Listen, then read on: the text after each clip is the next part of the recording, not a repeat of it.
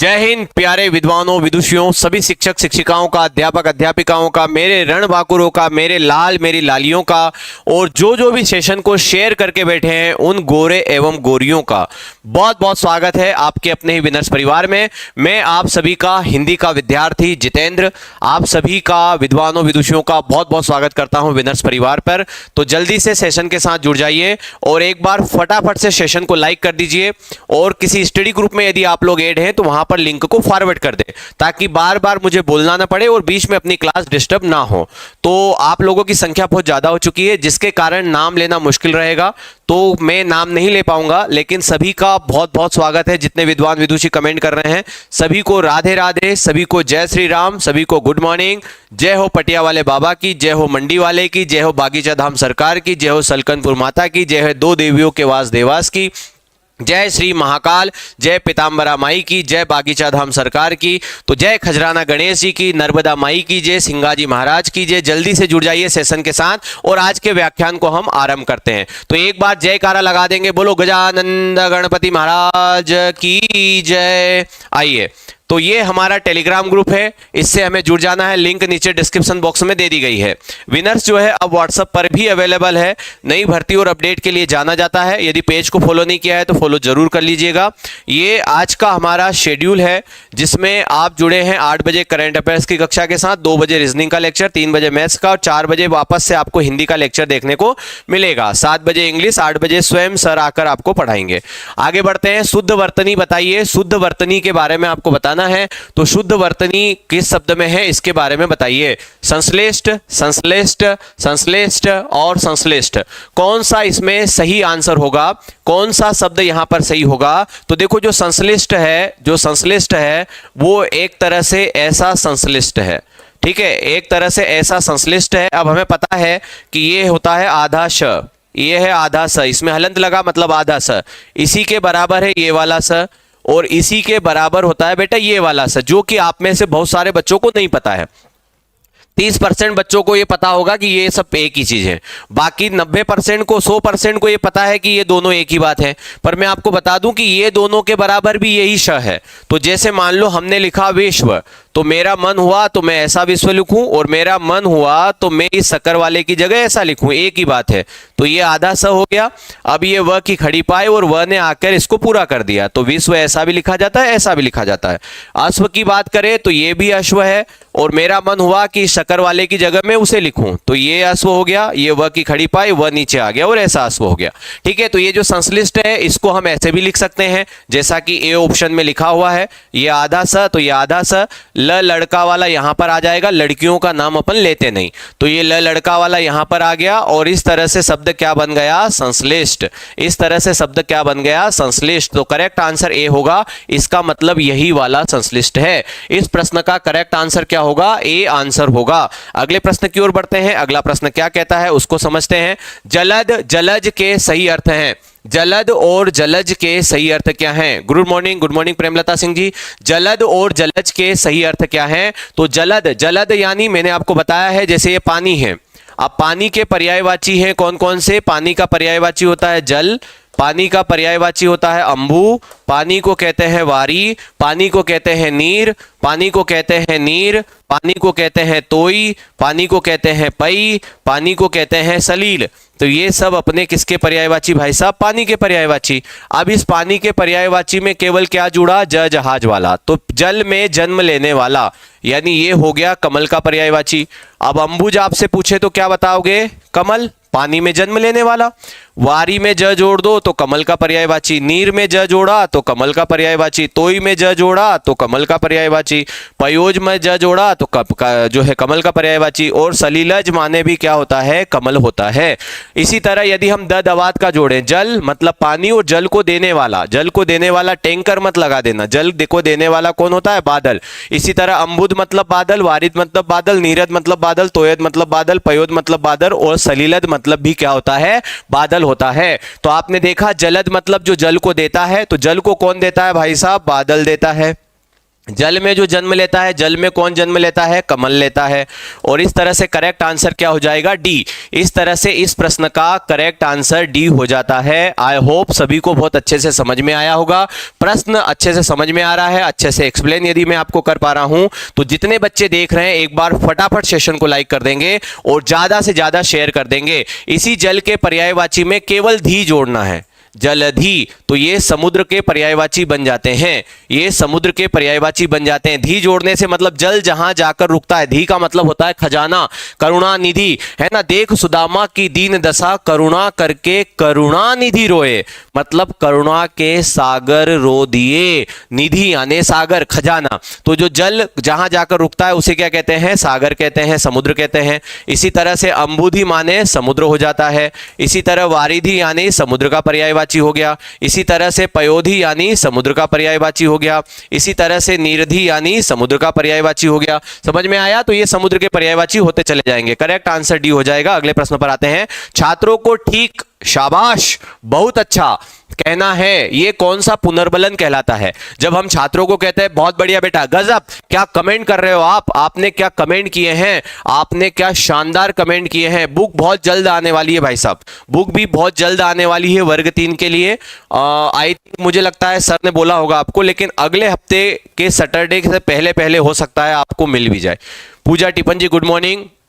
ठीक है, तो छात्रों को ठीक, शाबाश, बहुत अच्छा, अपन कहते हैं ना, अरे वाह, बढ़िया बढ़िया बेटा, आपने लगभग 700 प्लस लाइक कर दिए हैं। बहुत ही शानदार, आपका बहुत ही शानदार प्रदर्शन रहा। तो 700 प्लस लाइक कर दो ताकि ये सेंटेंस में भी आपको बोल सकूं, ये सेंटेंस में भी आपको बोल सकूं। जल्दी से एक बार 700 प्लस लाइक कर देंगे। जितने बच्चे देख रहे हैं जिन्होंने लाइक नहीं किया है, लाइक बटन प्रेस करेंगे। कोई स्टडी ग्रुप हो तो वहां पर शेयर कर दे। लाइक की संख्या अभी के अभी 700 प्लस होनी चाहिए, ये बात ध्यान रखिए। छात्रों को ठीक, शाबाश, बहुत अच्छा कहना। आपका क्या आंसर आ रहा है? और सभी का लगभग सही आंसर है। सकारात्मक शाब्दिक पुनर्बलन माना जाता है। सकारात्मक यानी पॉजिटिव है, नकारात्मक हम वैसे भी नहीं कह सकते, अशाब्दिक नहीं है। तो ये क्या हो जाएगा? शाब्दिक पुनर्बलन होगा। और कैसा होगा? सकारात्मक होगा। तो इस प्रश्न का आंसर क्या हो जाएगा? सी हो जाएगा। इस प्रश्न का आंसर क्या हो जाएगा? सी हो जाएगा। क्लियर है इतना? इस प्रश्न का आंसर क्या हो जाएगा? सी। जल्दी से एक बार सेशन को लाइक करेंगे, फटाफट शेयर करो जल्दी से। अगला प्रश्न देखते हैं। रस का विस्तृत शास्त्रीय विवेचन सबसे पहले किसने किया? रस का विस्तृत शास्त्रीय विवेचन सबसे पहले किसने किया? भट्ट शंकुक, भट्ट लोलट, दंडी या भरत मुनि? तो यदि हम रस के शास्त्रीय विवेचन की बात करेंगे, यदि हम रस के शास्त्रीय विवेचन की बात करें कि सबसे पहले शास्त्रीय विवेचन किसने किया, तो सबसे पहले जो शास्त्रीय विवेचन करेंगे वो कौन करेंगे? भरत मुनि करेंगे। क्या? जल्दी से आंसर दो, कौन करेंगे? भरत मुनि करेंगे, भट्ट लोलट करेंगे, भट्ट शंकुक करेंगे। रस का सबसे पहले शास्त्रीय विवेचन किसने किया? जल्दी से आंसर दीजिए, क्या आंसर आएगा? भरत मुनि ने। शास्त्रीय विवेचन की बात आ जाए तो भरत मुनि का नाम आएगा, जबकि पहले, इससे पहले भी विवेचन हो चुका है, नो डाउट, लेकिन शास्त्रीय विवेचन की बात हो रही है तो कौन करेंगे? भरत मुनि करेंगे। इस बात का आप लोग ध्यान रखेंगे। अगले प्रश्न पर आते हैं। अगला प्रश्न क्या कह रहा है? यह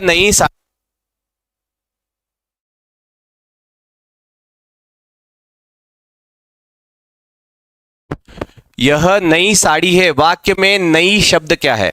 यह नई साड़ी है, वाक्य में नई शब्द क्या है? नई शब्द क्या होता है? तो आप ध्यान रखना कि चाहे नया आए, चाहे पुराना आए, है ना, नया पुराना आए, चाहे अच्छा आए, चाहे बुरा आए, है ना। तो अच्छा, नया, पुराना, अच्छा, बुरा, काला, गोरा, खट्टा, मीठा, फीका, तीखा, लाल, गुलाबी, लंबा, चौड़ा, ठिंगना, बोना, मोटा, पतला, चतुर, चालाक, अन्यायी, पापी, क्रोधी, मूर्ख, ईमानदार, बेईमान, दुष्ट, ये सब हमारे विशेषण होते हैं, एडजेक्टिव होते हैं, जो किसी न किसी की विशेषता बताते हैं। तो यहाँ पर जो विशेषता बताई जा रही है, ये किसकी बताई जा रही है? साड़ी की, कि ये साड़ी कैसी है? नई साड़ी है। तो ये आपका विशेषण हो जाएगा। और साड़ी हमारी संज्ञा क्रिया है जो कि विशेषण के तहत विशेष्य का काम कर रही है, जो कि विशेषण के तहत विशेष्य का काम कर रही है। इतना क्लियर है सभी को? यहां तक समझ में आया? चलिए अगले प्रश्न की ओर बढ़ते हैं। अगला प्रश्न क्या कहता है कि भूख और प्यास है, भूख और प्यास कैसे प्रेरक माने जाते हैं?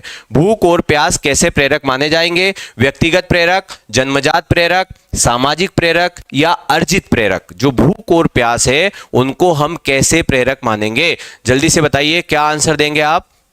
भूख और प्यास, भूख और प्यास व्यक्तिगत प्रेरक है या जन्मजात प्रेरक है? सामाजिक मतलब समाज आपको सिखाता है भूख प्यास लगना, आप इसे अर्जित करते हो, या व्यक्तिगत प्रेरक? नहीं भैया, ये तो पैदाइशी प्रेरक है। आप कुछ करो या मत करो, भूख तो आपको वैसे भी लगेगी, प्यास तो आपको वैसे भी लगेगी। आप अच्छे इंसान हो तो भी भूख प्यास लगती है, बुरे इंसान हो तो भी भूख प्यास लगती है। तो जो भूख और प्यास है वह हमारे जन्मजात प्रेरक माने जाते हैं। कैसे प्रेरक माने जाएंगे? जन्मजात प्रेरक माने जाएंगे। अगले प्रश्न की ओर बढ़ते हैं। सामाजिक अंतःक्रिया का उदाहरण नहीं है। इसमें से कौन सा ऐसा उदाहरण है जो सामाजिक अंतःक्रिया का उदाहरण नहीं है? पड़ोस के ताऊजी से बातचीत करना, पड़ोस के ताऊजी से बातचीत करना, टीवी पर धारावाहिक देखना, फल सब्जी बेचना, दुकानदार से सामान खरीदना, दुकानदार से सामान खरीदना सामाजिक अंतःक्रिया का उदाहरण नहीं है। पड़ोस के ताऊजी से बातचीत करना, टीवी पर धारावाहिक देखना, टीवी पर धारावाहिक देखना ये सामाजिक अंतःक्रिया का उदाहरण नहीं है, क्योंकि धारावाहिक जब हम देखेंगे तो हम उसे कुछ बोल नहीं पाएंगे, है ना। जब धारावाहिक चल रहा है तो उसने जैसा बोला वैसा अपन को सुनना है। बचपन में तो इतनी बड़ी समस्या थी, जैसे मान लो अपन को मूवी देखना है, अपन ढिशुम ढिशुम देखने की आदत है, अब वहां पे बीच में गाना आ गया, गाना अपने पल्ले नहीं पड़ रहा, गाना अपने पल्ले ही नहीं पड़ रहा, तो अपन गाने को आगे नहीं बढ़ा सकते थे। आपने देखा होगा अपन आगे नहीं बढ़ा सकते। अच्छा, दूसरा इंटरवल आ गया तो उसे भी आपको पूरा देखना है, क्योंकि आप आगे नहीं बढ़ा सकते। तो टीवी पर धारावाहिक देखना मतलब अपन अपनी तरफ से तो कोई रिस्पॉन्स कर ही नहीं पा रहे ना। पड़ोस के ताऊजी से बातचीत करोगे तो कुछ सीखने को मिलेगा, फल सब्जी बेचोगे तो सामने वाले से आपकी बातचीत होगी, दुकानदार से सामान खरीदोगे तो कुछ वो बोलेगा कुछ आप बोलोगे, मतलब सीखने को मिलता है बच्चे को, लेकिन टीवी पर धारावाहिक देखने से नहीं मिलता है। तो जल्दी से, यदि सेशन समझ में आ रहा है, मैं कह रहा हूं लाइक की संख्या आपकी बहुत कम है। आप यदि लाइव की मैं बात करूं तो आप 1300 क्रॉस कर चुके हो, लेकिन लाइक तो बहुत ही कम है भाई साहब। तो एक बार सेशन को लाइक कर दीजिए जितने बच्चे देख रहे हैं। निम्नलिखित में से कौन सा शब्द सूर्य का पर्यायवाची नहीं है? ऐसा कौन सा शब्द है जो सूर्य का पर्यायवाची नहीं है? भाई कर का मतलब होता है किरण, तो जो दिन में किरण देता है वो सूर्य होता है ना। जो दिन में किरण देता है, दिन में प्रकाश कौन देता है? सूर्य देता है, तो ये सूर्य का पर्यायवाची है। रवि माने क्या होता है भाई साहब? सूर्य का पर्यायवाची होता है। अंशु का मतलब होता है किरण, और जो किरणों का माली है, जिसके पास बहुत सारी किरणें हैं, हजारों लाखों किरणें जिसके पास है, जो किरणों का माली। आपको पता है सूर्य कितना बड़ा है? अपन सोचते हैं अपन पृथ्वी पर रहते हैं, हमें लगता है हम ही है। अरे भाई साहब तुम कुछ नहीं हो, सूर्य के मतलब हमारी पृथ्वी जैसे कई पृथ्वियां सूर्य में आ सकती है, कई गुना जिसकी संख्या नहीं बता सकते, कई गुना ज्यादा बड़ा है सूर्य। ठीक है, अपन तो केवल एक छोर पर एक छोटे से हैं। अब उस छोटे सी पृथ्वी में भी 71% भाग पर जल है, 29% भाग पर भूमि है, और उस भूमि में भी इतने सारे महाद्वीप हैं। उन महाद्वीप में से एक है एशिया महाद्वीप, समझो।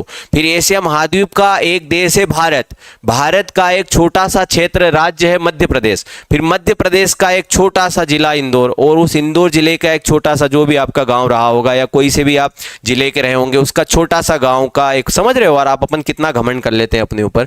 तो सूर्य बहुत विशाल है भाई साहब। तो ये सब सूर्य के पर्यायवाची है। यामिनी यानी होता है, यामिनी रात का पर्यायवाची होता है। यामिनी किसको कहते हैं? रात के पर्यायवाची को। तो यामिनी का अर्थ रात्रि होता है। करेक्ट आंसर ए हो जाएगा। रात के पर्यायवाची आप ऐसे याद कर सकते हो कि रात, रात्रि, निशा, रजनी, त्रियामा, विभावरी, निशीत, राका, छपा, रेन, बीत जाए ना ये रेन, है ना। तो ये सब किसके पर्यायवाची होते हैं? रात के पर्यायवाची होते हैं। इस प्रश्न का करेक्ट आंसर ए होगा। सूरज, सूर्य, भानु, दिवाकर, भास्कर, पतंग, मार्तंड, मित्र, है ना, ये सब किसके पर्यायवाची? सूरज के पर्यायवाची। आगे बढ़ते हैं अगले प्रश्न की ओर। अपभ्रंश में कितने स्वर थे? यहां पर टपकेंगे भाई साहब। ये प्रश्न है एक समोसे का, एक समोसा का प्रश्न है। टेक्निकल टीम बढ़िया से हमारा डायरी में नाम मेंटेन करेंगे आपके। ये समोसा 18 रुपए का समोसा है और अपभ्रंश में कितने स्वर है? यहाँ पर बहुत सारे बच्चे टपकेंगे, यहाँ पर बहुत सारे बच्चे टपकेंगे। अपभ्रंश में कितने स्वर थे? जल्दी से आंसर दीजिए। यहाँ पर बहुत सारे बच्चे टपकने वाले हैं। क्या है? पीहू विश्वकर्मा।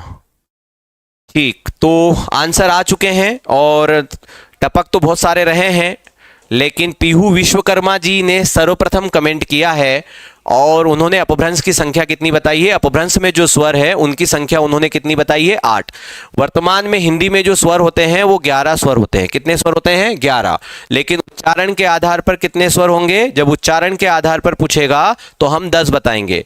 जब हमसे कुल स्वर पूछे जाएं, जब हमसे कुल स्वर पूछे जाएं तो हमें 13 बताना है। और जब हमसे देवनागरी लिपि में पूछा जाए, है ना, देवनागरी लिपि में पूछा जाए तो फिर आपको कितने बताने हैं? 14। तो देवनागरी लिपि में 14 स्वर हैं, कुल स्वरों की संख्या 13 है, उच्चारण के आधार पर 10 है और स्वरों की संख्या कितनी होती है? 11। ये आपका बेस्ट आंसर है। स्वरों की संख्या 11 है, ये हमारा बेस्ट आंसर होता है, यही आपको आंसर देना है। चूंकि प्रश्न अपभ्रंश का था तो अपभ्रंश में कितने स्वर होंगे? 8। तो इस प्रश्न का आंसर जो होगा वो सी आंसर होगा। और अपभ्रंश में जो 8 स्वर थे उनमें अ है, आ है, छोटी ई है, बड़ी ई है, ठीक है, छोटी ई है, बड़ी ई है, छोटा ऊ है, बड़ा ऊ है, ए है और ओ है। ये 8 स्वर जो है अपभ्रंश में माने गए हैं। ये 8 स्वर जो है अपभ्रंश में माने गए हैं। क्लियर है इतना?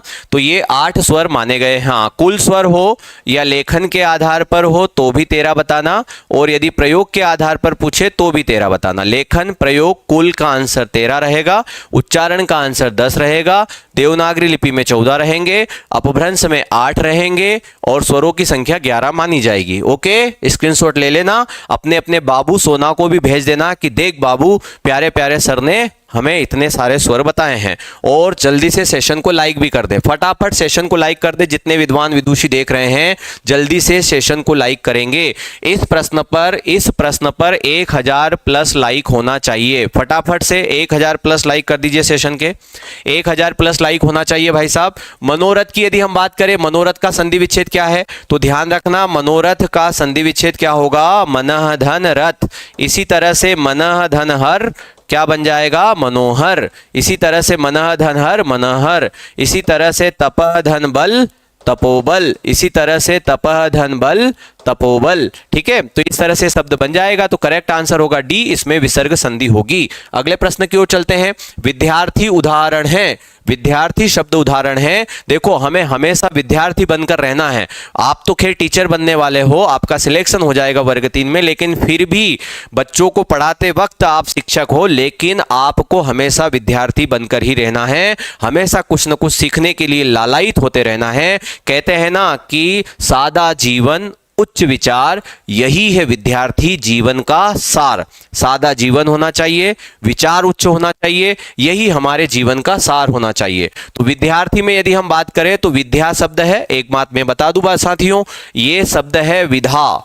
ये क्या बोलेंगे हम? विधा। और ये क्या है? विद्या। दोनों में अंतर है, ये है विधा और ये है विद्या। ये जो बाद वाला ध है ये आधे द और य से मिलकर बनता है। तो हो सकता है कहीं पर विद्यालय ऐसा भी लिखा हुआ हो, तो जहां विद्यालय ऐसा लिखा हुआ है तो ये भी शुद्ध वर्तनी है, और इसी आधे द और य से मिलकर ये ध बन जाता है तो भी सही है। ये दोनों ही सही है। लेकिन कहीं पर यदि ऐसा विद्यालय लिखा हो तो गई भैंस ब्यूटी पार्लर, तो भाई साहब फिर गई भैंस ब्यूटी पार्लर। कहां चली जाएगी भैंस? बोलो, ब्यूटी पार्लर। तो क्या हो जाएगा? विद्याधन आलय। आलय मतलब होता है रहने का स्थान, जहां विद्या रहती है उसे विद्यालय कहते हैं। और धा में भी आ, सामने भी आ, और दोनों तरफ एक ही जाति का मेल है तो ये दीर्घ स्वर संधि का उदाहरण होगा। दोनों तरफ एक ही जाति का मेल हो तो वो दीर्घ स्वर संधि होती है। विद्या में भी क्या है? विद्या, प्रथम का अंतिम भी आ, दूसरे का प्रथम भी आ, आ,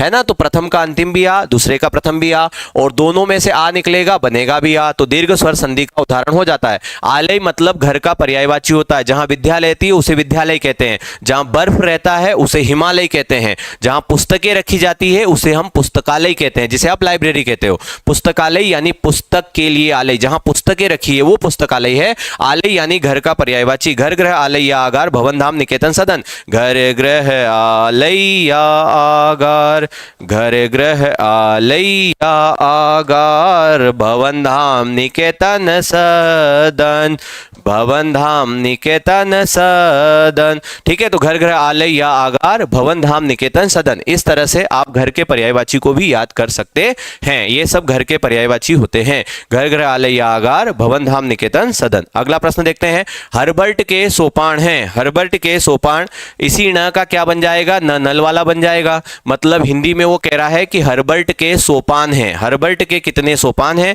हमें वो बताने हैं। तो एक हर्बर्ट स्पेंसर नाम का व्यक्ति था, और हर्बर्ट स्पेंसर जाने जाते हैं अपनी पंचपदीय प्रणाली के लिए। ठीक है, पंचपदीय प्रणाली कहा जा सकता है, पंचपदी प्रणाली कह सकते हैं, या फिर हर्बर्ट के 5 सोपान कह सकते हैं। क्या कह सकते हैं, हर्बर्ट के 5 सोपान कह सकते हैं। तो इस प्रश्न का आंसर होगा 5। और हर्बर्ट ने कहा है कि सबसे पहले अपनी प्रस्तावना रखो, है ना, फिर आप उसका प्रस्तुतिकरण दो। मतलब इस तरह से इनके 5 सोपान है, तो ये 5 सोपान लिखेंगे आप। मतलब सबसे पहले इन्होंने कहा था कि प्रस्तावना होनी चाहिए।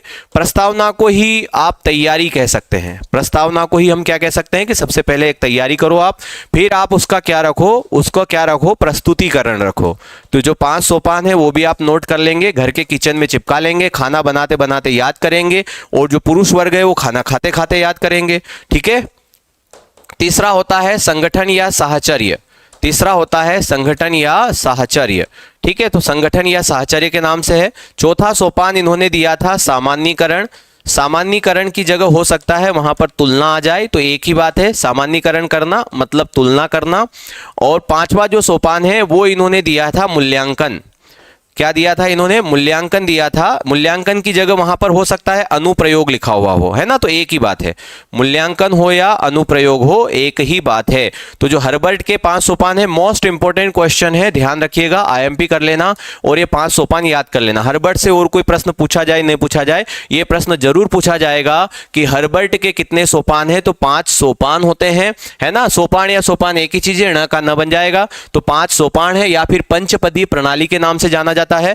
प्रस्तावना, प्रस्तुतिकरण, संगठन, सामान्यीकरण और मूल्यांकन, ये 5 आपको याद करना है। अगले प्रश्न की ओर बढ़ते हैं। वाचाल कहते हैं, वाचाल किसे कहते हैं भाई, वाचाल किसे कहते हैं, तो आपने एक दोहा सुना होगा, मुक हुई वाचाल पंगु चढ़ई गिरिवर गहन। पंगु यानी जो लंगड़ा व्यक्ति है वो भी पहाड़ चढ़ जाता है। जब भगवान की कृपा आपके ऊपर होगी ना, हमें लगता है हमारा समय समाप्त, हमारा समय खराब चल रहा है। नहीं, खराब समय तभी चलता है जब कुछ अच्छा होने वाला होता है।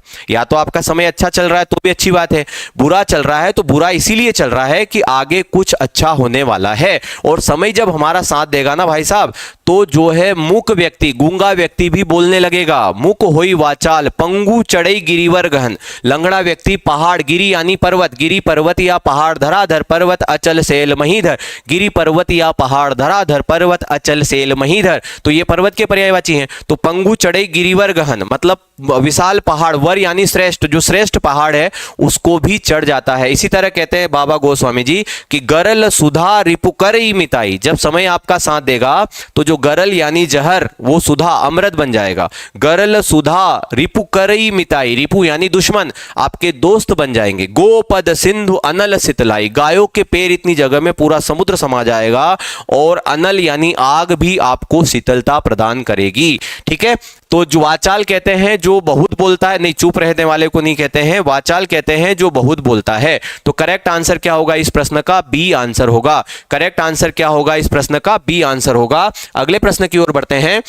नृप किस शब्द का पर्यायवाची है, नृप किस शब्द का समानार्थी। देखो समानार्थी का मतलब होता है पर्यायवाची, क्योंकि समानार्थी में शब्द है समान और बेटा जी अर्थी से इसका क्या हो गया, मेल हो गया। ये अर्थी का मतलब होता है इच्छुक अर्थ देने के सेंस में। जो मर जाते हैं गांव वगैरह में उसे तो अर्थी कहते हैं, टिरकटी जनाजा ये अर्थी होती है। जो मर जाते हैं 4 लोग उठा के ले जाते हैं ना, वो तो ये अर्थी है। वो अर्थी अभ्यर्थी वाला अर्थी है, इच्छुक वाला है, एक अर्थ को देने वाला अर्थी है। तो जो समान अर्थ का बोध कराए वो समानार्थी शब्द है, मतलब पर्यायवाची शब्द। अब राजा के पर्यायवाची हम कैसे याद कर लेंगे? ऐसे याद कर लेंगे कि राजा भूपति भूप नरेश।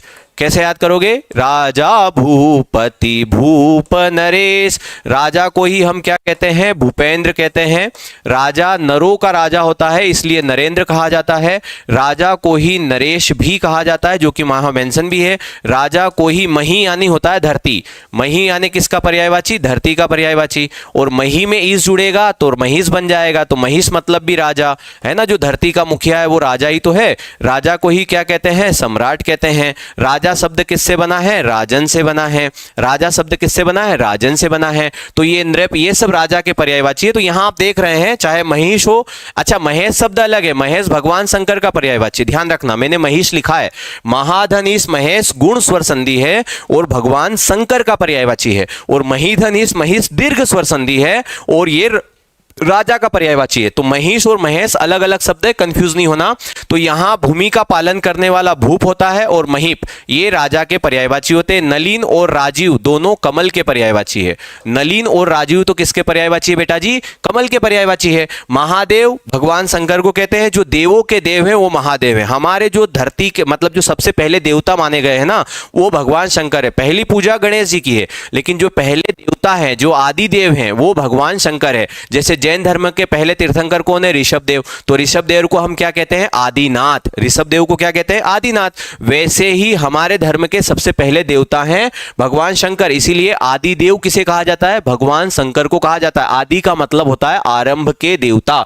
तो ये महादेव भगवान शंकर है। और भूमि पर जो देवता है, भूमि पर जो देवता है वो ब्राह्मण का पर्यायवाची होता है। जो ब्राह्मण होता है उसे भूदेव कहा जाता है। ध्यान रखना, भूदेव किसे कहते हैं? देखो, भूपेंद्र राजा है, भूपेश राजा है, लेकिन भूमि पर जो देवता है, धरती पर जिसे देवता का रूप माना गया है, वो ब्राह्मण को कहा जाता है। त्रिलोचन और रुद्र भी भगवान शंकर के पर्यायवाची हैं। तो करेक्ट आंसर क्या हो जाएगा इस प्रश्न का? बी। करेक्ट आंसर क्या हो जाएगा इस प्रश्न का? आंसर बी हो जाएगा। क्लियर है इतना? अगले प्रश्न की ओर बढ़े।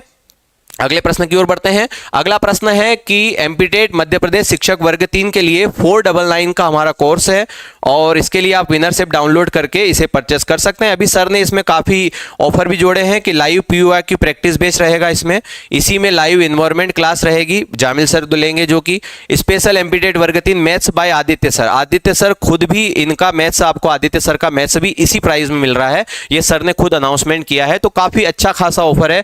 वर्ग 3 को लेकर विनर्स इंस्टीट्यूट ने वास्तव में बहुत किया। यदि आप पर्सनली भी अपन बात करें इंस्टीट्यूट से हटकर भी, तो भी बहुत ज्यादा सुविधाएं हैं। एक तो कोर्स है इतने में, दूसरा जामिल सर आपको पूरा इन्वायरमेंट लाइव पढ़ाते हैं, जो कि इन्वायरमेंट कोई नहीं पढ़ाता। जो अच्छा इन्वायरमेंट आप सर से पढ़ के देखिएगा। तो जामिल सर का इसमें जोड़ना ये एक बहुत बड़ी बात है। उसके बाद आदित्य सर का खुद इसमें कोर्स पूरा मिल रहा है इसी चार्ज में, ये बहुत बड़ी बात है।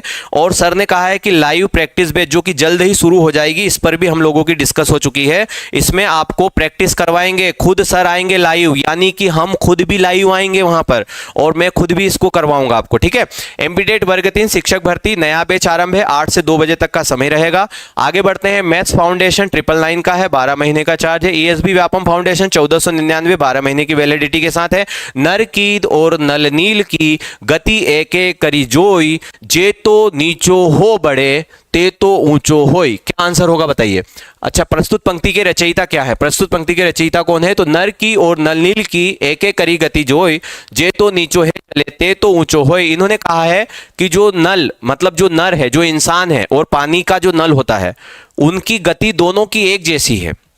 जैसा इंसान नीचे झुककर चलता है ना, उतना ही वो बड़ा होता है। आप बेटा दादागिरी करोगे, किसी के ऊपर बहुत ज्यादा वो करोगे, तो आप उतना ही छोटे होते हैं, आपको लगता है कि आप बड़े हैं। यदि जैसे रावण किसी ऋषि को नमस्ते नहीं कहता है, जानते हैं मैं कौन हूं, मैं त्रिलोक विजेता हूं। रावण और राम जी दोनों ही महाज्ञानी हैं। ऐसा कहते हैं रामायण काल में रावण से बड़ा पंडित कोई नहीं था।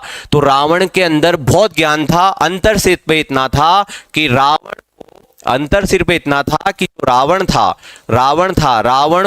रावण को ज्ञान का अहंकार हो गया था। रावण को ज्ञान का क्या हो गया था? अहंकार था। रावण को ज्ञान का अहंकार था और राम को अहंकार का ज्ञान था। बस इतना अंतर था दोनों में, बाकी ज्ञानी दोनों ही थे।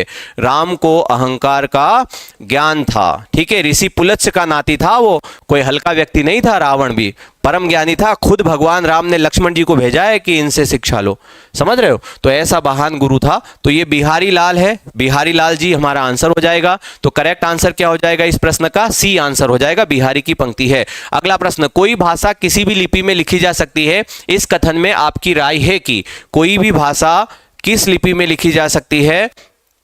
कोई भाषा किसी भी लिपि में लिखी जा सकती है, इस कथन में आपकी राय है कि भाषा और लिपि के बीच, बेटा वो अनाउंसमेंट होगा। अभी प्रैक्टिस बेस्ड सर क्वेश्चन बनाने में लग गए हैं, तो उसका जल्द ही 2-4 दिन में अनाउंसमेंट हो जाएगा। तो जामिल सर लाइव पूरा इन्वायरमेंट पढ़ाएंगे, फिर वही जामिल सर आपको प्रैक्टिस में भी रहेंगे इन्वायरमेंट में, और हमारे रिकॉर्डेड कोर्स मिलेंगे। लेकिन हम लोग भी वापस सभी प्रैक्टिस करवाने में लाइव आएंगे। तो प्रश्न का आंसर आप बताएंगे, लेकिन उसके चारों प्रश्न जैसे अभी हम बता रहे हैं तो डिटेल बताएंगे। अब ऐप में रहोगे तो बाकायदा आप पूछ सकते हो, हमारे स्टूडेंट रहोगे, हमसे पूछोगे तो हम चारों का आपको विस्तार भी बताएंगे। यहां पर अपन क्या बता रहे हैं, इस प्रश्न का आंसर ये, वहां चारों को भी अपन समझेंगे कि इसका क्या आंसर हो सकता है, तो वो सुविधा भी रहेगी। कोई भाषा किसी भी लिपि में लिखी जा सकती है, इस कथन में आपकी राय है कि भाषा और लिपि के बीच एक सीधा संबंध है, यह बहुत हद तक संभव है, यह बिल्कुल गलत है, यह बिल्कुल संभव नहीं है। कोई भी भाषा किसी भी लिपि में लिखी जा सकती है, इसके लिए हमारा क्या है भाई कि यह जो है बहुत हद तक संभव है, यह बहुत हद तक जो है संभव है कि कोई भी भाषा किसी भी लिपि में लिखी जा सकती है, ये बहुत हद तक संभव है। लेकिन भाषा और लिपि के बीच सीधा संबंध हमारा आंसर नहीं रहेगा। तो इस प्रश्न का जो करेक्ट आंसर होगा वो बी आंसर होगा। बहुत सारे बच्चे ए आंसर दे रहे हैं और ए आंसर वाले टपके। अगला प्रश्न देखते हैं, बच्चों में हिंदी भाषा सिखाने के प्रति रुचि उत्पन्न करना यह उद्देश्य है उच्च स्तर के छात्रों के लिए, प्राथमिक स्तर के छात्रों के लिए, माध्यमिक स्तर के छात्रों के लिए, केवल हायर स्कूल के छात्रों के लिए।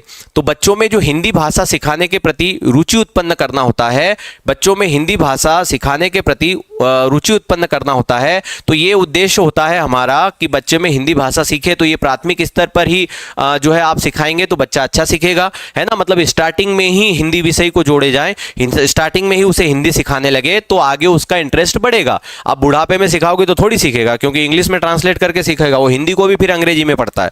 तो ध्यान रखना क्या होगा, प्राथमिक स्तर के छात्रों के लिए। तो करेक्ट आंसर क्या होगा इस प्रश्न का? भी बी आंसर होगा। इस प्रश्न का भी करेक्ट आंसर बी होगा। अगले प्रश्न की ओर बढ़ते हैं। आंखें निकाल उड़ जाते, क्षण भर उड़कर आ जाते में कौन सा रस है? आंखें निकालकर वो उड़ जाते और फिर क्षण भर उड़कर आ जाते, शव जीभ को चुभला चुभला कर खाते।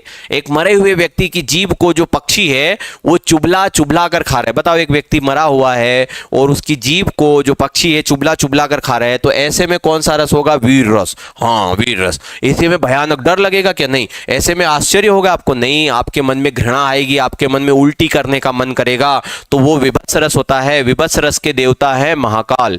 विभत्स रस के देवता यदि आपसे पूछे तो कौन है? महाकाल। विभत्स रस का स्थायी भाव क्या होता है?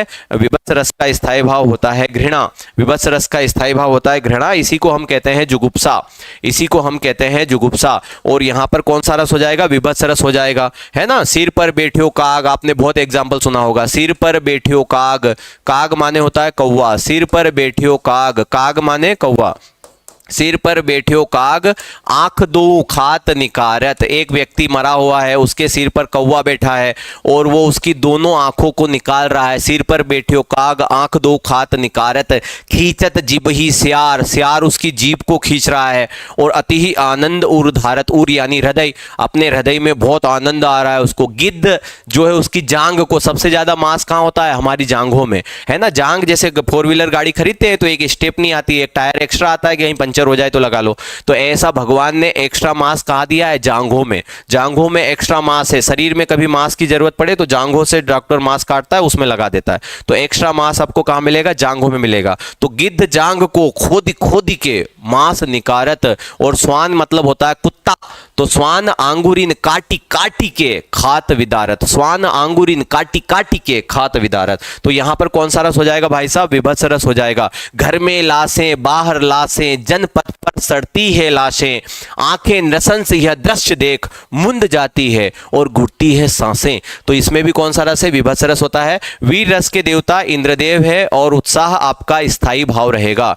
वीर रस के देवता इंद्रदेव है और उत्साह आपका स्थायी भाव रहेगा। भयानक रस के देवता कालदेव हैं, भयानक रस के देवता कालदेव हैं और भय या डर आपका स्थायी भाव रहेगा। अद्भुत रस के देवता ब्रह्मा जी हैं, अद्भुत रस के देवता ब्रह्मा जी हैं और आश्चर्य आपका, आश्चर्य या विस्मय आपका स्थायी भाव रहेगा। अगले प्रश्न की ओर बढ़ते हैं प्यारे विद्वानों विदुषियों। अगला प्रश्न कहता है कि छंदबद्ध पंक्ति में प्रयुक्त स्वर व्यंजन की समानता को क्या कहते हैं? जो छंदबद्ध पंक्ति होती है उसमें जो प्रयुक्त स्वर व्यंजन की समानता है उसे हम क्या कहते हैं? तो भाई चरण किसे कहते हैं? हमने पहले शायद ये प्रश्न हल किया है। ये क्या कहलाते हैं? आपके चरण। ऐसा छंद रहता है, यहां लिखा रहता है बंदों गुरुपद पद्म परागा सुरुचि सुवास सरस अनुरागा अमीय मुरीमय चूरन चारु समन सकल भवरुच परिवारु। ऐसे चार आपके क्या होते हैं? चरण होते हैं। ऐसे चार आपके क्या होते हैं? चरण होते हैं। जैसे मेरी भव बाधा हरो राधा नागरी सोई, जा तन की झाई परे श्याम हरित दुति होई। ठीक है। रही मन धागा प्रेम का मत तोड़ो चटकाए, तोड़े से फिर ना जुड़े जुड़े गांठ पड़ जाए। बड़ा हुआ तो क्या हुआ जैसे पेड़ खजूर, पंछी को छाया नहीं फल लागे अति दूर। ठीक है। रही मन पानी राखिए बिन पानी सब सून, पानी गए न ऊबरे मोती मानस चून। गुरु गोविंद दो खड़े काके लागू पाए, गुरु बलिहारी आपने गोविंद दियो बताए। बुरा जो देखन में चला बुरा न मिलिया कोई, जो तन खोजा आपना मुझसे बुरा न कोई। आवत ही हर से नहीं नैनन नहीं स्नेह, तुलसी तहां न जाइए जहां कंचन बरसे में। कागा काको धन हरे कोयल काको देत, मीठे वचन सुनाई के जग अपनों कर लेत। समझ में आया? तो ये सब हमारे क्या हो जाएंगे? चरण। यति का मतलब है जहां हम रुक रहे हैं। जैसे हमने कहा कि श्री गुरु चरण सरोज रज, अब हम सांस लेंगे। श्री गुरु चरण सरोज रज, निज मन मुकुर सुधार, बरनाउ रघुवर विमल जसु, चौदायक फल चार। तो ये यति कहलाती है। ये यति कहलाता है। तुक का मतलब है जो यहां पर मिलती है लास्ट में। ये विषम चरणों में भी मिल सकती है, सम चरणों में भी मिल सकती है। तो इसे क्या कहते हैं? तुक कहते हैं। तुक का मतलब ऐसा होता है ना, जैसे मान लो हमने लिखा कि रहीमन धागा प्रेम का मत तोड़ो चटकाए, तोड़े से फिर ना जुड़े जुड़े गांठ पड़ जाए। तो ये जो स्वर व्यंजन के अंत में समानता है इसे तुक कहते हैं। तो तुक मतलब आप समझ गए हैं, यह हर दोहे में तुक मिलती है, ऐसा फिक्स है। गण हमारे 8 होते हैं, यगण मगण तगण रगण जगण भगण नगण और सगण। यमाता राज भान सलगा से भी आप याद कर सकते हो। यगण का सूत्र यमाता होता है, मगण का मातारा, तगण का ताराज, रगण का राजभा, जगण का जबान, भगण का भानस, नगण का नसल और सगण का सलगा। नेक्स्ट, निम्न विकल्पों में कौन सा विकल्प द्विगु समास का उदाहरण नहीं है? ऐसा कौन सा विकल्प है जो द्विगु समास का उदाहरण नहीं है? जल्दी से बताइए, आज पेन का खैर नहीं है। ठीक है, कौन सा विकल्प द्विगु समास का उदाहरण नहीं है? तो देखो द्विगु समास मैं आपको फिर बता रहा हूं, मैं प्रश्न इसीलिए लाया हूं। तिरंगा में बहुब्री समास होता है। तिरंगा शब्द में कौन सा समास है? बहुब्री समास होता है। तिरंगा में कौन सा समास है? बहुब्री ही समास होता है। इस बात का आप ध्यान रखें। लेकिन हमें प्रश्न की प्रक्रिया को समझना पड़ेगा विद्वानों विदुषियों। आपके एग्जाम में गद्यांश आएगा, गद्यांश में से प्रश्न बना लिया जाएगा, तो आपको ध्यान रखना है तिरंगा में बहुब्री समास है, लेकिन यहां पर जो है पंचामृत 5 अमृतों का समूह, दूध दही घी शक्कर शहद, नवरत्न 9 रत्नों का समूह हो जाता है, और तिरंगा 3 रंगों का समूह हो जाता है, और तीनों में ही द्विगु समास है। इन तीनों में ही कौन सा समास है? द्विगु समास है। जबकि नर रत्न का मतलब होता है, जो नर रत्न का मतलब होता है वो होता है नर रूपी रत्न, नर रूपी रत्न, नर रूपी रत्न। और इसमें हो जाएगा कर्मधारय समास, इसमें हो जाएगा कर्मधारय समास। तो इस प्रश्न का आंसर सी होगा, है ना। तिरंगा में बहुब्री समास होता है, नो डाउट, लेकिन इस प्रश्न का आंसर आपको सी लगाना है। क्यों लगाना है अब आप लोग समझ चुके होंगे। जैसे कि मान लो पीतांबर है, तो पीतांबर में बहुब्री समास है, पीतांबर में बहुब्री समास है। ऐसे प्रश्न पूछा जाएगा, भाई पीतांबर में तो बहुब्री समास है,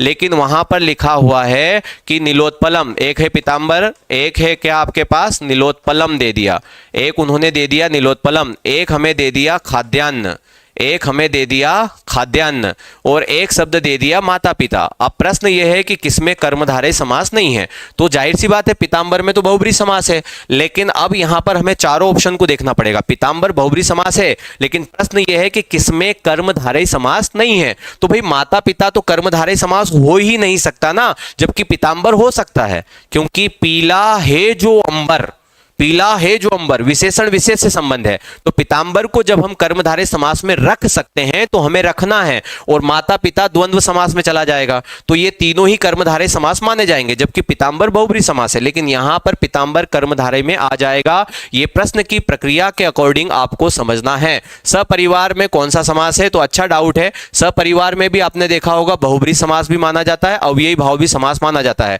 यदि अव्ययी भाव समास है तो आप अव्ययी भाव समास लगाइए, नहीं है तो आपका आंसर बहुब्री समास ही होना चाहिए। ठीक है, आगे बढ़ते हैं। सही वर्तनी वाले शब्द का चयन कीजिए। सही वर्तनी वाले शब्द का चयन कीजिए। तो भाई सही वर्तनी किसमें होगी, परिशिष्ट शब्द होगा। सीधी सी बात है, शिष्ट नहीं होता है। परी, परी में बड़ी की मात्रा है, भाई ये परी तो पापा वाला परी या फिर परी वाला परी हो जाएगा ना, और परी हमें क्या चाहिए, उपसर्ग वाला चाहिए, तो हमें ये परी चाहिए। तो सी वाला इसलिए कट गया, इसमें ठ है इसलिए कट गया, और इसमें स में बड़ी की मात्रा इसलिए कट गया। तो करेक्ट आंसर क्या हो गया, ए आंसर हो जाएगा। अब इसको कैसे समझेंगे हम, भाई शिष्ट पहले लिख लो कि शिष्टाचार होता है, तो शिष्ट पहले लिख लिया, और परी उपसर्ग होता है। ये वाला जो परी होता है ये पापा की परी वाला होता है, ये वाला परी तो पापा की परी वाला परी होता है। ठीक है, लाडली लक्ष्मी योजना वाला भी बोल सकते हो। एक बहना योजना भी चल रही है, आपने देखा होगा। शुद्ध शब्द क्या होता है भाई साहब, बहिना। शुद्ध शब्द क्या होता है, बहिना। लेकिन पूरे मध्य प्रदेश में कौन सी योजना है, लाडली बहना, जबकि शुद्ध शब्द क्या है, बहिना। बहिन का संस्कृत होता था भगिनी। ठीक है, बहिन का संस्कृत होता था भगिनी, तो भगिनी से क्या बनेगा, बहिना। अब 1900 तक आते आते हमने क्या बना लिया, बहन। हमारा मध्य प्रदेश अलग हो गया तो बेन हो गया। 2000 में छत्तीसगढ़ अलग हो गया, बेनू हो गया। कोरोना के बाद दी, हैप्पी बर्थडे डी या डिड्डू, हैप्पी बर्थडे डिड्डू। अभी कई बार किसी की बहन का बर्थडे हो तो स्टेटस पे ऐसा लिखेंगे, happy birthday sister, sister, sister, या SIS, सीस, क्या सीस, क्या सीस, क्या D, happy birthday D, data interpretation, क्या डी, इनका कोई मतलब नहीं ना, ये अंग्रेजी के शब्द है, जबरन अपन ने चला रखे। डिड्डू, सिस्टा, डी, बेनू। ऐसे ही जीजाजी होते हैं, जीजू, मेरे जीजू, तेरे जीजू, मेरे जीजू नहीं होते। अंतर्निहित तो क्या हो जाएगा बताओ, अंतर्निहित। करेक्ट आंसर ए ही रहेगा, क्योंकि विसर्ग आधार बनेगा, बाकी सब में विसर्ग नहीं लगा हुआ है। तो करेक्ट आंसर क्या, ये विसर्ग आधार बनेगा। अब आधार को लिख नहीं सकते तो न के ऊपर चला जाएगा। Correct answer A. कौन सी संधि हो जाएगी, विसर्ग संधि। इस प्रश्न में कौन सी संधि हो जाएगी बच्चों, विसर्ग संधि हो जाएगी। इस प्रश्न में विसर्ग संधि हो जाएगी। अगला प्रश्न, एक बार एक लड़के से कक्षा में पूछा कि बेटा आगे चलकर क्या करने का प्लान है, ऐसे पढ़ाई करोगे कैसे काम चलेगा। तो लड़का पता है क्या कहता है, बोला सर मैं पूरी कोशिश कर रहा हूं कि सिलेक्शन हो जाए तो अच्छी बात है, नहीं तो 2 शादी करूंगा, क्योंकि मामा जी ने 3-3 हजार की घोषणा की थी। तो सर मैं 2 शादी करूंगा, तो 2 शादी मतलब भारतीय 36,000, 3-3 हजार के हिसाब से 36 दूना 72,000 रुपए सालाना खाते में आ रहे हैं। ठीक है, जब बच्चा किसी सीखी हुई बात का प्रयोग करता है तो वह प्रक्रिया क्या कहलाती है। जब बच्चा किसी सीखी हुई बात का प्रयोग करता है तो वह प्रक्रिया क्या कहलाती है, इस प्रश्न का हमें आंसर देना है। तो जब बच्चा किसी सीखी हुई बात, मतलब ऑलरेडी उसने सीखा है, उसका वो प्रयोग कर रहा है, तो वह प्रक्रिया अधिग्रहण कहलाएगी। वह प्रक्रिया अधिग्रहण कहलाएगी, क्योंकि उसने उन बातों को क्या किया है, अधिग्रहण कर लिया है। उन्होंने उन बातों को क्या कर लिया है, अधिग्रहण कर लिया है।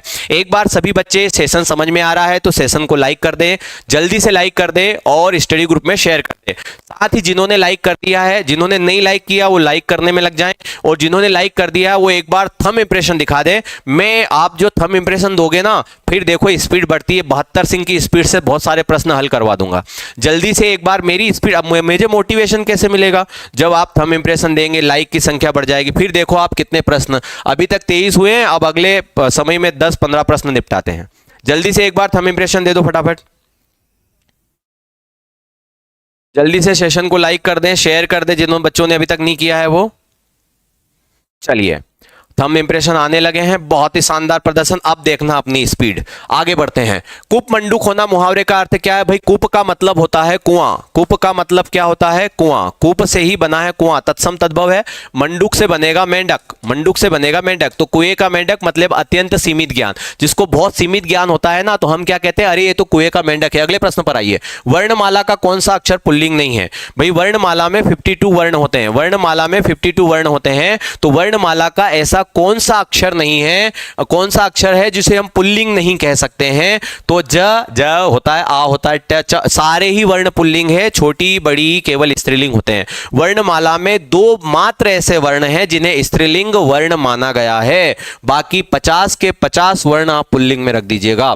अगला प्रश्न है, अंतर्निहित भाषा क्षमता का संबंध किसके साथ है? देखो, जब अंतर्निहित भाषा क्षमता, अभी संधि करी थी ना हमने, अंतर्निहित, तो क्या बन जाएगा? अंतर्निहित। अंतर्निहित भाषा क्षमता की जब बात आ जाए, अंतर्निहित भाषा क्षमता की बात आ जाए, तो इसका संबंध हमें लगाना है चौमस्की से, इसका संबंध हमें लगाना है चौमस्की से। लेकिन यहां हमें यह नहीं भूलना है कि बच्चे अंतःक्रिया के द्वारा भाषा सीखते हैं, बच्चे अंतःक्रिया के द्वारा भाषा सीखते हैं, ये वाइगोत्स्की कहते हैं, ये वाइगोत्स्की कहते हैं, इनकी ये बात हमें नहीं भूलना है। बच्चे जो है अनुकरण के द्वारा भाषा सीखते हैं, ये स्किनर ने कहा था, बच्चे अनुकरण के द्वारा भाषा सीखते हैं, बच्चे जो है अनुकरण के द्वारा भाषा सीखते हैं। तो अनुकरण की जब बात आ जाए तो स्किनर लगाना, अनुकरण के द्वारा भाषा कौन सिखाता है? स्किनर सिखाता है। अंतःक्रिया वाइगोत्स्की है, लेकिन अंतर्निहित भाषा की बात हो तो चौमस्की की बात होगी, चौमस्की की बात होगी। अंतर्निहित मतलब उसमें पहले से ही निहित है। चौमस्की ऐसा कहते हैं कि बच्चों में भाषा सीखने की क्षमता जन्मजात होती है, बच्चों में भाषा सीखने की क्षमता क्या होती है? जन्मजात होती है। इसलिए करेक्ट आंसर क्या होगा? डी आंसर होगा। करेक्ट आंसर क्या होगा? डी आंसर होगा। और पियाजी का कहना है कि बच्चे अधिगम के द्वारा भाषा सीखते हैं, और संज्ञानात्मक जो है अधिगम संज्ञानात्मक विकास का ही एक अंग है। जीन पियाजे का यह कहना है कि अधिगम संज्ञानात्मक विकास का ही एक अंग है। क्लियर है? अगले प्रश्न पर चलते हैं। कक्षा 8 के बच्चों के लिए साहित्य का चयन करते समय आपके लिए निम्न में से क्या जानना सर्वाधिक जरूरी है? जब कक्षा 8 के बच्चों का आप चयन करेंगे तो साहित्य का चयन करना है कक्षा 8 के बच्चों का, तो इनमें से कौन सी बात आपके लिए जानना जरूरी है? कक्षा 8 के बच्चों के लिए आपको बताना है, जल्दी से बताइए। कक्षा 8 के बच्चों का जब हम चयन करेंगे तो बच्चों की मनोवैज्ञानिक विशेषताएं और भाषा प्रयोग की क्षमता जानना हमारे लिए जरूरी होगा। बच्चों की मनोवैज्ञानिक विशेषताएं और भाषा प्रयोग की क्षमता जानना हमारे लिए जरूरी होगा। करेक्ट आंसर डी होगा। निम्न विकल्पों में से कौन सा एक विकल्प अव्ययी भाव समास का उदाहरण है? कौन सा एक विकल्प है जो अव्ययी भाव समास का उदाहरण है? तो देखो, बेकाम में होता है नच तत्पुरुष समास, लेकिन ये जब ऑप्शन में ना हो तो ये अव्ययी भाव समास में चला जाएगा। बेकाम, बेवफा, बेईमान, बेइज्जत, बेआबरू, है ना, लापरवाह, लावारिस, निरपराध, ये सब में अव्ययी भाव समास हो जाता है जब ये ऑप्शन में नहीं होता है नियम वाला। ठीक है, तो इस प्रश्न का करेक्ट आंसर क्या हो जाएगा? सी। इस प्रश्न का करेक्ट आंसर क्या हो जाएगा? सी आंसर हो जाएगा। बेकाम में अव्ययी भाव समास होगा। बेकाम शब्द में कौन सा समास होगा? बोलो, अव्ययी भाव समास होगा। अगला प्रश्न, निम्न में से हाथी का पर्यायवाची है? तो हाथी के पर्यायवाची आप याद कर सकते हैं कि गज हाथी करी नाग मतंग, गज हाथी करी नाग मतंग, ऐसे याद कर लेना। तो ये हाथी के पर्यायवाची हो गए। गज हाथी करी नाग मतंग, वस्त्र वसन अंबर पट चीर, वस्त्र वसन अंबर पट चीर, तो ये वस्त्र के पर्यायवाची आपको याद हो गए। वस्त्र वसन अंबर पट चीर, तोता सुआ सुग्गा कीर, तोता सुआ सुग्गा कीर, तो ये तोते के पर्यायवाची हो गए। क्या शेर के पर्यायवाची याद करना हो तो सिंह केसरी शेर मृगेंद्र, सिंह केसरी शेर मृगेंद्र, तो ये शेर के पर्यायवाची हो गए। अब शेर को और क्या कहते हैं? तो शेर नख से युद्ध लड़ता है ना, तो शेर को नखायुद्ध भी कहते हैं।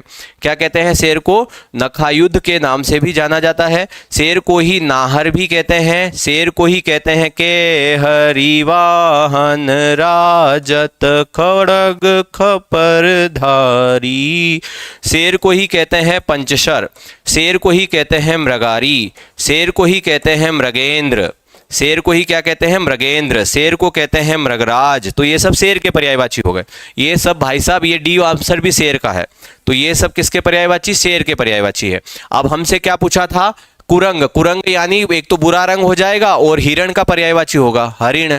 हिरण कुरग सुर भी सारंग, हिरण कुरग सुर भी सारंग। हिरण को ही कहते हैं कृष्णसार, हिरण को ही कहते हैं मृग। तो हिरण को क्या कहते हैं? हरिण, हिरण, सुरभि, सारंग, कृष्णसार और मृग। कुंजर यानी क्या होता है? हाथी। कुंजर यानी हाथी होता है।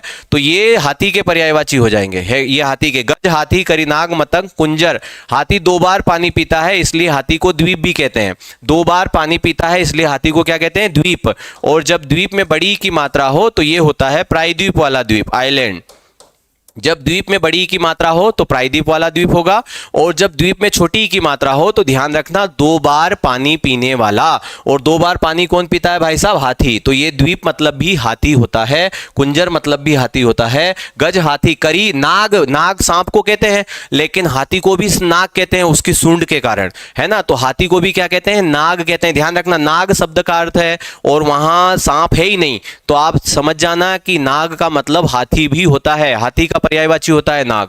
क्लियर इतना? चलिए अगले प्रश्न की ओर बढ़ते हैं। अगले प्रश्न, अच्छा कलहंस यहां हमारा आंसर है। हाथी का पर्याय है, हाथी का पर्याय तो कुंजर हो गया। हाथी का पर्याय क्या हो गया? कुंजर हो गया। तो करेक्ट आंसर क्या हो गया? बी आंसर हो गया। कलहंस किसे कहते हैं सर जी? बतख को कहते हैं। कलहंस राजा के सेंस में भी बोला जाता है, बतख को भी कहा जाता है, और हंस को भी कह सकते हैं। तो बतख और हंस ये कलहंस के पर्यायवाची हो जाएंगे। अगले प्रश्न की ओर बढ़ते हैं। नाटक, सिनेमा, परिचर्चा, वाद विवाद आदि बच्चों की व स्वाभाविक एवं प्रतिक्रिया व्यक्त करने की क्षमता का विकास करने में मदद करते हैं। तो नाटक, सिनेमा, परिचर्चा, वाद विवाद आदि बच्चों की कौन सी परिचर्चा को के विकास में मदद करते हैं? तो नाटक, सिनेमा, परिचर्चा, वाद विवाद आदि बच्चों की स्वतंत्र व स्वाभाविक, मौखिक एवं लिखित प्रतिक्रिया व्यक्त करने की क्षमता का विकास करते हैं। तो पहला वाला आंसर ही यहां पर फिट बैठा है कि नाटक, सिनेमा, परिचर्चा से, वाद विवाद से बच्चों को क्या होता है? बच्चों की स्वतंत्र व स्वाभाविक, मौखिक एवं लिखित प्रतिक्रिया व्यक्त करने की क्षमता का विकास करने में मदद करते हैं। यहां पहला वाला आंसर ही आपका फिट बैठ जाता है। इस प्रश्न का करेक्ट आंसर क्या है? ए। इस प्रश्न का करेक्ट आंसर क्या है भाई साहब? ए आंसर है। इस प्रश्न का करेक्ट आंसर क्या है? ए आंसर है। ठीक है, अगले प्रश्न की ओर बढ़ते हैं। अगला प्रश्न क्या कह रहा है? सप्त सिंधु का समास विग्रह होगा। सप्त सिंधु का समास विग्रह क्या होगा? सप्त सिंधु का समास विग्रह क्या होगा? 7 सिंधुओं का समूह, 7 सिंधुओं का समाहार, या 7 है सिंधु, 7 सिंधुओं वाला? जल्दी से बताइए, सप्त सिंधुओं का समास विग्रह क्या होगा? सप्त सिंधु शब्द का समास विग्रह क्या होगा? इस प्रश्न का जल्दी से आंसर देंगे। और जितने विद्वान विदुषी देख रहे हैं, एक बार सेशन को लाइक बटन जरूर प्रेस करेंगे। सप्त सिंधुओं का समास विग्रह क्या हो जाएगा? तो क्या आंसर लगा दें हम यहां पर? ए लगा दें। Very good. क्या आंसर लगा दें? 7 सिंधुओं का समूह। अगला प्रश्न देखते हैं। जिसे देखता हूं वही स्वार्थी निकलता है, कौन सा कारक है भाई? जिसे देखता हूं वही स्वार्थी निकलता है। कर्ता कारक, करण कारक, अपादान कारक या संबंध कारक? तो अब यहां कारक से यदि आप पहचान करोगे तो जिसे देखता हूं वही स्वार्थी निकलता है, जिसे उसे संबंध कारक हो जाएगा। करेक्ट आंसर इस प्रश्न का डी, जिसका उसके साथ संबंध स्थापित कर रहा है। तो इस प्रश्न का करेक्ट आंसर डी होगा। इस प्रश्न का करेक्ट आंसर डी होगा। क्लियर है? अगले प्रश्न की ओर बढ़ते हैं। अगला प्रश्न क्या कह रहा है? भाषा सीखने में होने वाली त्रुटियां क्या कहलाती है? भाषा सीखने में होने वाली त्रुटियां क्या कहलाती है? भाषा सीखने में होने वाली त्रुटियां क्या कहलाती है? बच्चे, शिक्षक, पाठ्यक्रम आदि की असफलताओं के संकेतक हैं। सही नहीं है, इनके प्रति कठोर रवैया अपनाना चाहिए। भाषा सीखने की प्रक्रिया के स्वाभाविक पड़ाव हैं। भाषा सीखने की प्रक्रिया के स्वाभाविक पड़ाव है। यदि आप कोई चीज सीखते हैं और आपसे गलती होती है, तो जैसे मान लो आप प्रश्न का आंसर दे रहे हो और आपसे गलती हो रही है, तो आपको नेगेटिव नहीं लेना है। ये तो सीखने की एक प्रक्रिया है, समझ रहे हो? यदि आपके गलत नहीं होंगे तो यकीन मानिए आपके सही भी नहीं हो सकते। यदि गिर कर, कहते हैं ना कि ठोकर खाकर ही इंसान को समझ आती है, कोई दूसरा समझाता है उसकी समझ में नहीं आता है। जब वो खुद ठोकर खाएगा तभी उसे समझ में आएगा। बच्चे को आप कितना भी रोको कि बेटा घर के बाहर मत जा, गिर सकता है, तू गिर सकता है, कितना भी रोको उसे तब तक समझ में नहीं आएगी जब तक वो एक आध बार गिर ना जाए। एक आध बार छोटा सा यदि गिरता है ना, हल्का सा घाव लगता है तो उसे लगने दो, उससे चिंता नहीं लेना, उससे उसको बहुत बड़ा सबक मिलेगा, आगे वो कहीं ऊंचाई से नहीं गिरेगा। कोई गर्म चीज है, बच्चे को अपन कितना भी रोको नहीं रुकेगा, तो एक आध बार हल्का गर्म मतलब जानबूझ के भी उसके पास रख दो तो उसे लगेगा हाँ ये दूध से दूर रहना है, हल्का गर्म, तो उसे शिक्षा लग जाएगी। यदि आप उसे रोकोगे तो नहीं, फिर कई बार बड़ा नुकसान हो सकता है। इसलिए एक हल्का सा गर्म कुछ उसको एक बार हल्का सा करवाई दो ताकि उसे आभास हो जाए कि नहीं यहाँ नहीं जाना है। क्लियर है? अगला प्रश्न देखते हैं। निम्नलिखित में से शुद्ध वर्तनी का शब्द है, निम्नलिखित में से शुद्ध वर्तनी का शब्द है, क्या आंसर आएगा जल्दी से बताइए। हाँ, ठोकर खाकर ही ठाकुर बनता है। निम्नलिखित में से शुद्ध वर्तनी का शब्द कौन सा है? तो देखिए जो शुद्ध वर्तनी है भाई साहब, ये शब्द है अधिकार होना चाहिए था, अधिकार। और जैसे ही इसमें अन उपसर्ग जुड़ा, जैसे ही अन उपसर्ग जुड़ा तो ये अ आएगा, तो ये न को क्या करेगा? पूरा। ये न को पूरा कर दिया, इस अ ने न को पूरा किया क्योंकि न में हलंत था। अ का अ और धिकार का धिकार, तो मतलब न में आ की मात्रा कहां से लाएंगे? क्योंकि सामने अ है, यदि सामने बड़ा आ होता तो अनाधिकार होता ना, अर्थात ये अनाधिकार गलत है। रचयिता की जो शुद्ध वर्तनी होती है वो होती है रचयिता। क्या होता है? रचयिता। तो ये रचयिता भी गलत है। सहस्त्र यहां पर बिल्कुल सही लिखा हुआ है, सहस्त्र यहां पर बिल्कुल सही लिखा हुआ है। सहस्त्र का मतलब होता है हजार, सहस्त्र यहां पर बिल्कुल सही लिखा हुआ है। संग्रहित की यदि मैं बात करूं तो संग्रह शब्द होना चाहिए ऐसा, संग्रह शब्द होना चाहिए ऐसा, लेकिन इसमें जब ईत प्रत्यय जुड़ता है, संग्रह में जब ईत प्रत्यय जुड़ता है तो प्रत्यय का प्रथम वर्ण स्वर होने के कारण ये ह को अपनी मात्रा दे देगा, तो ये क्या बना? हित। अब यहां पर र है तो ये र किस में बदल जाता है? ऋषि में परिवर्तित हो जाता है। ये जो र रस्सी वाला है ये ऋषि में परिवर्तित हो जाता है और इस तरह से संग्रहित की शुद्ध वर्तनी ये होती है। संग्रहित की शुद्ध वर्तनी भाई साहब ये होती है। इसी तरह से किसी एक शब्द होता है जागृत, तो जागृत तो हमें ऐसे ही लिखना है, जागृत तो ये सही है, लेकिन जैसे ही जागृत में छोटी प्रत्यय जुड़ा तो ये क्या बन गया? ती। लेकिन ये र किस में बदल जाएगा? ऋषि में बदल जाएगा और शब्द क्या बनेगा? जागृति। तो जागृत ये सही है लेकिन जागृति ये सही है, जागृत ये सही है लेकिन जागृति ये सही है। इसी तरह से शब्द होता है साथियों अनुग्रह, तो अनुग्रह तो ऐसा लिखा जाएगा, लेकिन जैसे ही ईत प्रत्यय जुड़ेगा तो प्रत्यय का प्रथम वर्ण स्वर होने के कारण, प्रत्यय का प्रथम वर्ण स्वर होने के कारण ह को अपनी मात्रा देगा और पूरा कर देगा और ये र किस में बदल जाएगा? ऋषि में, और शब्द क्या बन जाएगा? अनुग्रहित। शब्द क्या बन जाएगा? अनुग्रहित। तो आपने देखा यहां पर करेक्ट आंसर क्या होगा? सी, क्योंकि डी वाला भी यहां पर गलत है, डी वाला भी यहां पर गलत है। क्लियर है इतना? अगले प्रश्न की ओर चलते हैं। अगला प्रश्न है पाठ्य पुस्तक भाषा शिक्षण में मुख्यतः क्या सहायता करती है? जो पाठ्य पुस्तक है वो भाषा शिक्षण में मुख्यतः क्या सहायता करती है? जल्दी से बताएंगे। बच्चों को विभिन्न पर्वों की जानकारी देती है, व्याकरणिक नियम कंठस्थ कराती है, भाषा की विभिन्न घटनाएं प्रस्तुत करती है, घटाएं प्रस्तुत करती है, बच्चों का आकलन करती है। तो बच्चों को विभिन्न पर्व त्योहार की जानकारी नहीं कराती है। भाषा शिक्षण में मुख्यतः क्या सहायता करती है? व्याकरणिक नियम कंठस्थ नहीं करते हैं बच्चे। पाठ्य पुस्तक भाषा शिक्षण में विभिन्न घटाएं प्रस्तुत करती है, विभिन्न घटाओं के बारे में जानकारी देती है। क्लियर है इतना? रचयिता होता है, च में कोई मात्रा नहीं होती है रचना जी, रचयिता होता है, च में कोई मात्रा नहीं होती है। ओके, तो सभी जिन बच्चों ने अभी तक लाइक नहीं किया है एक बार लाइक बटन प्रेस कर दीजिए। बिना लाइक किए कोई नहीं जाएगा, सबको अपनी अपनी सेटिंग की कसम है, इस बात का आप ध्यान रखेंगे। जिनकी अभी नहीं बनी है उनकी जब बनेगी तब वो कसम अप्लाई होगी, इसलिए सभी को सेशन को लाइक करके ही जाना है, इसीलिए सभी को सेशन को लाइक करके ही जाना है। Free for all students on winners app. Sunday को जो है टेस्ट होना है, ठीक है। तो आरपीएफ कांस्टेबल 2024 एमपीटेट शिक्षक वर्ग 3 का 12 बजे से रहेगा, आपका टेस्ट 12 बजे से है, इस बात का ध्यान रखिएगा। एसएससी जीडी वालों का 2 बजे से रहेगा, ठीक है। जो हमारा वर्ग 3 का ऑनलाइन बैच है 499 का चार्ज है और ये सुविधाएं हैं, ये मैंने सुविधाएं अभी बीच में आपको बता दी है, ये सारी मिल रही है।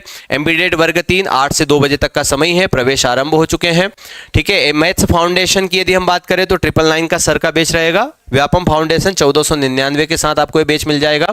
गणित की नई किताब आई है वर्ग 3 को लेकर, तो आप इसका भी लाभ लेवें। 190 इसका चार्ज रखा गया है, विनर्स ऐप डाउनलोड करके जुड़ सकते हैं। व्यापम एमपीएसआई की अच्छी खासी किताबें हैं, घर बैठे ऑर्डर कर सकते हैं। और इसको किताबों को मंगवाने के लिए विनर्स पब्लिकेशन ऐप डाउनलोड करना है आपको। किताबें मंगवानी हो तो विनर्स पब्लिकेशन ऐप है, कोई कोर्स परचेस करना है तो विनर्स इंस्टीट्यूट ऐप है। किसी प्रकार की कोई दिक्कत हो तो इन नंबर पर कॉन्टैक्ट करना है। ये हमारे ऐप के फीचर्स रहेंगे। मैंने जो भी पढ़ाया उसकी पीडीएफ यहाँ टेलीग्राम पर आपको प्राप्त हो जाएगी। अभी आप देख रहे द विनर्स इंस्टीट्यूट इंदौर, रोजाना यहाँ पर 11 बजे प्यारे प्यारे सर लाइव आते हैं इसी चैनल पर, और यही सर वापस 4 बजे फिर अपनी मुलाकात होगी। तो 4 बजे हम यहाँ पर फिर मिलेंगे, 4 बजे आज 4 बजे हम फिर मिलेंगे, ठीक है। और बाकी फिर 11 बजे हम मिलेंगे मंडे के दिन, ठीक है। तो आज तो 4 बजे अपन अभी मिलने ही वाले हैं, और बाकी हम 11 बजे कब मिलेंगे, अब मंडे को मिलेंगे, ठीक है। तो एंजॉय रहेगा सैटरडे संडे, और अब हम मिलेंगे मंडे, ठीक है। तो सभी को बने रहने के लिए बहुत बहुत धन्यवाद। सभी ने बढ़ चढ़कर हिस्सा लिया, लाइक करके जरूर जाइएगा। सेशन अच्छा लगा हो तो पता है क्लास खत्म होने के बाद आप कमेंट कीजिएगा। मैंने स्पेशली कल आपके कमेंट भी पढ़े हैं और उचित रिप्लाई भी दिया है, आप देख लीजिएगा। मैं आपके कमेंट को लाइक करता हूं, आपके कमेंट को बकायदा पढ़ा जाता है। कोई आपका सजेशन हो तो वो भी बताइएगा, तो मैं उसमें सुधार कर लूंगा। कोई कमी लग रही हो अपने सेशन में तो जरूर बताइएगा। आज के लिए इतना ही। जय हिंद, जय भारत, सायोनारा सायोनारा।